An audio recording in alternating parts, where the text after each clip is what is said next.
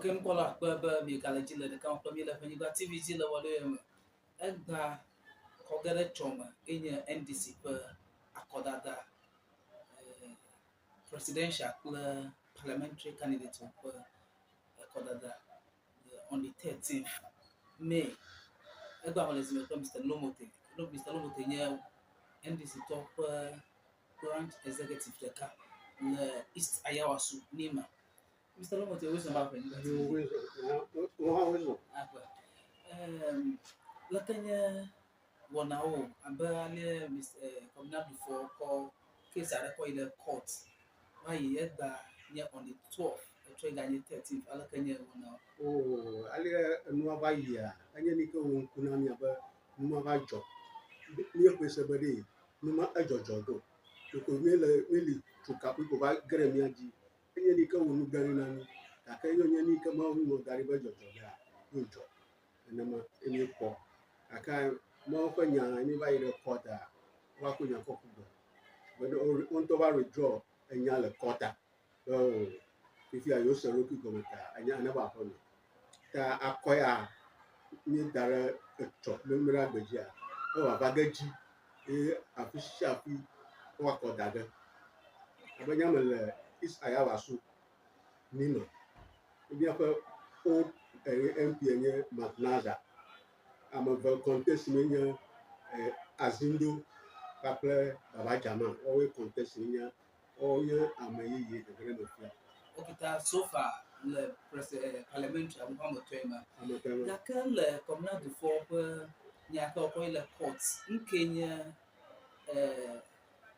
pedrodinu mi aka do afoji ka fi konya ko ile court ni ko ile court ye ba abu okay aba oko there is great list new ye oko round sakanta imi ka bo mo ko ni ami ole enwo mo to nya tepani oje ba o ba ha ma we na ko na mi o ko dama na mareva abon ma o ama tutu ye na vi akpo picha kwa akpo ba yo o ko le na ba da ko yi ko ko ni tamion le mu de bo to nya te pe aro na ko na na ma kradi pe ko ide nya pe he ko tesa na be de mu ko na no o de mu ko na no wo ogbenya ya fuma ko gban yi no kwa 24 hours ko ma le court ga kama ko ba communal du fo ha ipe nyaw le me la paro dia nkata ba ele ba mo ko photo na no na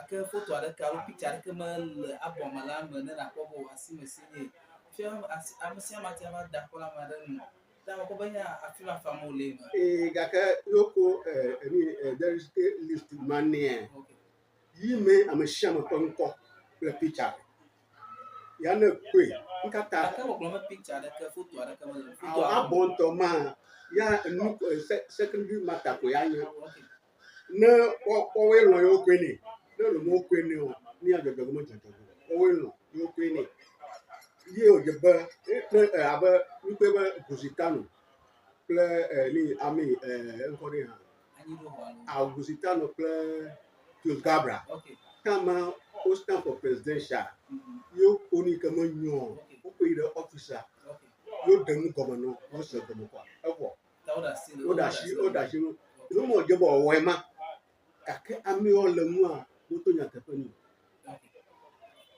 ta ko va jona na ma alakanya mahama pa ina pa wonao ono von pa nya bona jiruga lo because amasamba nya ba 12 votes mel ajigo aka all of a sudden e ko nusa no ba change ba mo do ba ma jigo vote o ba jigo ma mi dagba inye try bona la bo mo withdraw o ba jigo la ke yo na ile quarter na ale ojo a afi o ni aka ma ko ko de no list am ni ama we je mo because menye delegate menye ni onyo enya ma chomu la ko ko de no ya mo ko mo samu okay mi na sila pa on le mi ava pa ya ayo ya pa sitting MP me magnaza honorable magnaza ana sijifia panene ni ya na ni 4 times you know 4 times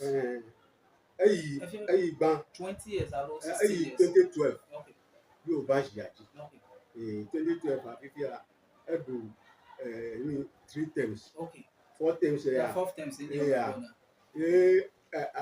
àfi ọ̀la ẹ̀dọ̀jẹ̀bọ̀ ọ̀wọ̀ Okay. na duana ní ìsàyàwàsù náà yìí ń bọ̀ mẹ́wọ̀ mu Okay. yẹn na àmọ̀bọ̀bá challenge yìí Okay. àmọ̀bántọ́ challenge yà ẹbìtì yahoo 500 nana ọ̀bẹ̀lẹ̀ yahoo 100 and something. Okay. Vaille For last 4 years. Okay. Fifi a race about trust wa moto. Okay. Ye fifi a o ba pe na ni o ga eto. Okay. Ma bia lo ba de ko le ba o vai ha meti o mo an to ke yen do le ba empia na wa fi mo wo mu. Empia mo lo ba le ba do di. empia do je ba wa ye ba. Yo o ko ire parliament. Okay. E je ba na ba lobby. Na omo do. Okay. Le to ka clear you fi all the area man. Na lobby. Nye police o, soldier o, immigration, nurse o, na ọhụụ kwe awọ. Ela be Isaiah was so constituency amila 37 lem. Seat of government lem. Embassy so lem.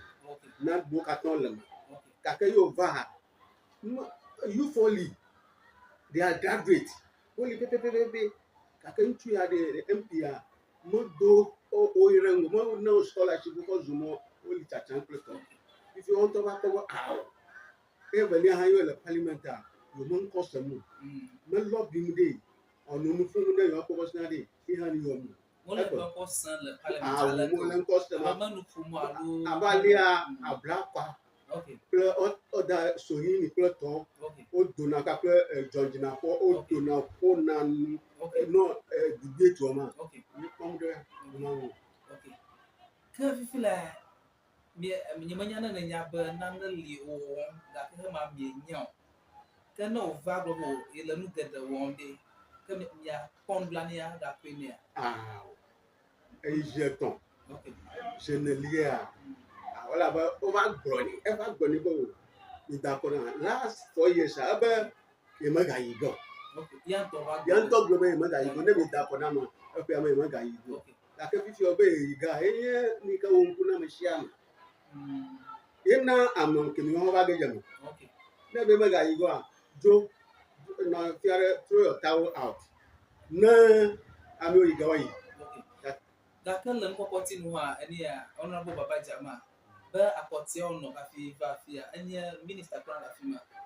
Azo ha aba Dr. Zindo.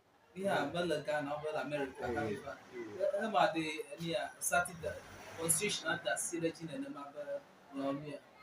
Dr. Zindo a e ba kle MP a e ba contest twice. Okay. Abanama Duji ko ya train in America. Okay. Because he's a doctor in boots. Teacher in Okay. America. Okay. Baba Jama aya was afia ojiro. Isaiah was afia ojiro. People ko to ka tan afia. Okay. Akotia mo yi a. Baba gbere mi ba baba a chan no chana ma. Na do mo vote now. Okay. Ka ko ka ko ho re. If ho no be stand together afia. Ka kana ma ya na ira kotia. Obe stand up ma. Yena ira kotia do. Okay. Aka fifia e wa trova apono.